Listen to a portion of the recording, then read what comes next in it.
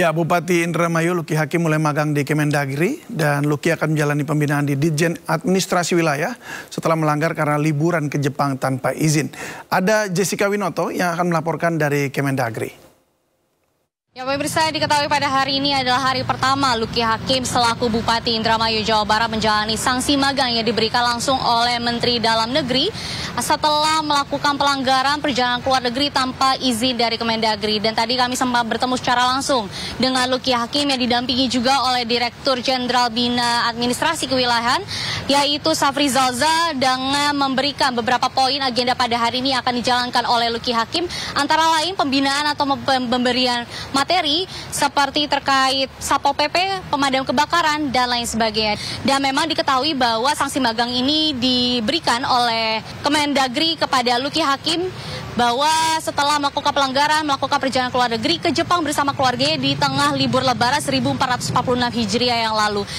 Dan saya akan menjalani ini selama 3 bulan dengan penuh konsentrasi dan insya Allah harus membawa kebaikan juga untuk saya pribadi, khususnya untuk Indramayu, dan mudah-mudahan ini menjadi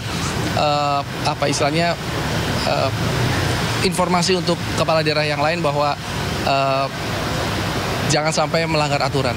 Dari Jakarta, Jessica Winoto, Jemi Jasin, iNews melaporkan. Ya, sebelumnya viral Bupati Indramayu Luki Hakim berlibur ke Jepang tanpa mengantongi izin dari Kemendagri dan berbuntut panjang. Luki pun akhirnya dipanggil Kemendagri untuk dimintai keterangan.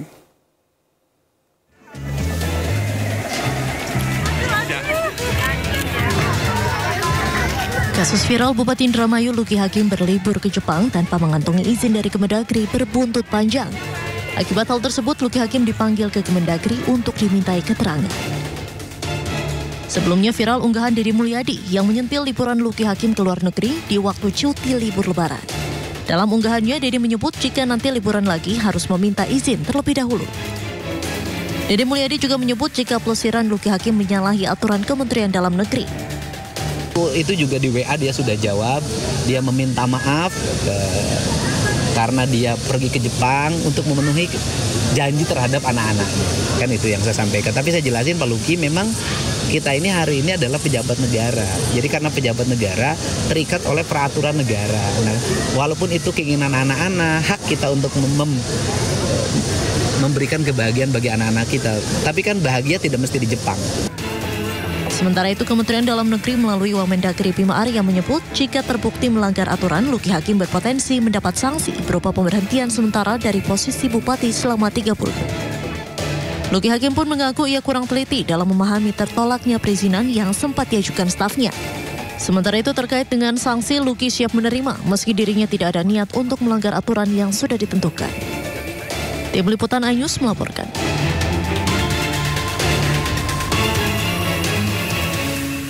Terima kasih Anda masih bersama kami di Sindo Sore. Sempat mengumumkan mundur dari jabatan Kepala Kantor Komunikasi Kepresidenan atau PCO, Hasan Nasbi mengkonfirmasi dirinya batal mundur. Gimana interpretasinya? Hari ini Hasan Nasbi kembali berkantor di Kantor Komunikasi Presiden atau PCO di Gedung Kuartir Nasional Jakarta. Kepada media, Hasan Nasbi mengaku diperintahkan Presiden Prabowo Subianto untuk tetap menjabat sebagai Kepala Kantor Komunikasi Kepresidenan. Sebelumnya Hasan Nasbi sudah mengajukan surat pengunduran diri, namun tidak disetujui Presiden. Saya baru bertugas hari ini. Jadi kemarin saya ikut rapat kabinet, hari ini saya mulai ngantor lagi. Iya, gitu kira-kira. Memastikan komunikasi atau hubungan dengan istana masih berarti baik-baik aja, Bang? Hubungan tidak ada masalah. Jadi maksud saya gini, teman-teman, kemarin itu ada hal-hal yang mungkin memang tidak bisa saya atasi sama sekali. Dan ini bukan bukan kemarahan, bukan ngambek, bukan hard feeling, itu enggak. Jadi kita kan memang harus tahu aja batas kita sampai di mana untuk melakukan ini. Tapi dari Bapak Mensesnek dan Bapak Seskap kemudian menyatakan bahwa hal-hal yang kemarin kemudian tidak bisa diatasi, beliau berdua akan bantu mengatasinya gitu. Kalau boleh disampaikan apa yang kemudian hal-hal yang tidak bisa diatasi itu mungkin apa sih Bang sebenarnya, apa terkait komunikasi atau kebijakan? Yang jelas ke depan tentu akan lebih baik lagi.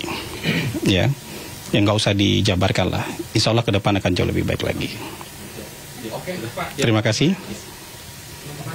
Ya, Cukup? Satu lagi. Ya, masih ada. Ya. Penasaran mungkin apa yang pada akhirnya membuat Bang Hasan ini menerima lagi ditunjuk sebagai kepala PCO? Saya kan loyal sama Presiden. Jadi tahu diri itu bukan sesuatu yang bertentangan dengan loyalitas kan.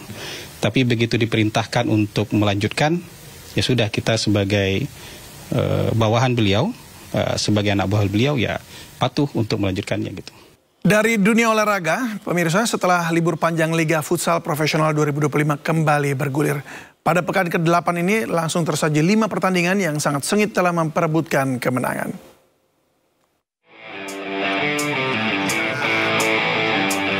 Laga pembuka Liga Futsal Profesional 2025 langsung menyajikan pertandingan menarik antara Black Steel FC melawan Moncong Bulu FC di Gor Harapan Bangsa Kota Banda Aceh, Provinsi Aceh. Dengan permainan menyerang, tim asal Papua Black Steel FC mampu melibas lawannya Moncong Bulu FC dengan skor telak 8-1. Pada pertandingan kedua, laga seru terjadi antara tim papan atas Papagi Banua berhadapan dengan juara Futsal Nation Cup 2025 Pangsuma FC. Keduanya bermain saling menyerang untuk meraih poin sempurna. Namun sayang kedua tim harus puas bermain imbang dengan skor 3-3. Pada laga ketiga, Kuda Laut Nusantara berhadapan dengan Bintang Timur Surabaya BTS FC. Sang juara bertahan menunjukkan keperkasaannya dengan mampu menundukkan Kuda Laut Nusantara dengan skor 2-5. Pada laga keempat, giliran Sadakata FC berhasil meraih poin penuh saat melawan Rapeli FC. Sempat kesulitan pada awal laga, Sadakata FC akhirnya tampil konsisten sehingga mampu memenangi pertandingan dengan skor tipis 4-3. Laga penutup juga menyajikan pertandingan seru antara Cosmo JNE melawan Unggul United. Hujan gol terjadi pada laga ini, saling jebol gawang terjadi sepanjang laga. Namun Dewi Fortuna masih berpihak kepada Unggul FC yang mampu menang tipis 4-5. Tim Liputan iNews melaporkan.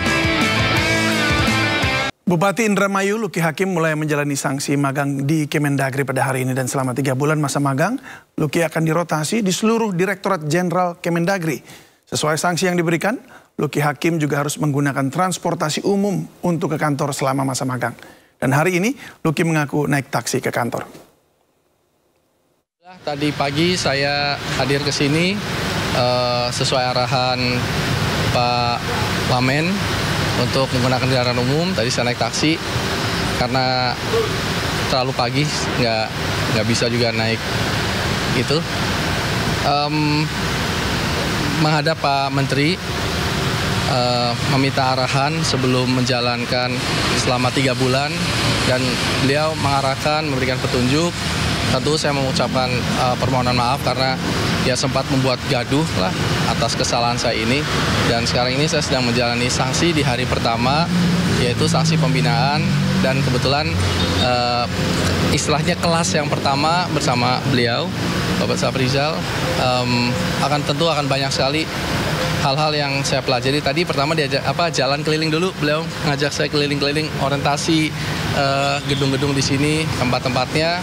Setelah itu kelas pertama nanti akan akan dilakukan setiap hari Selasa insya Allah. Mungkin kalau Selasa depan ada karena hari libur ya, jadi beda, lengkap 1 hari selama 3 bulan. Dan nanti mungkin seperti arahan beliau, mungkin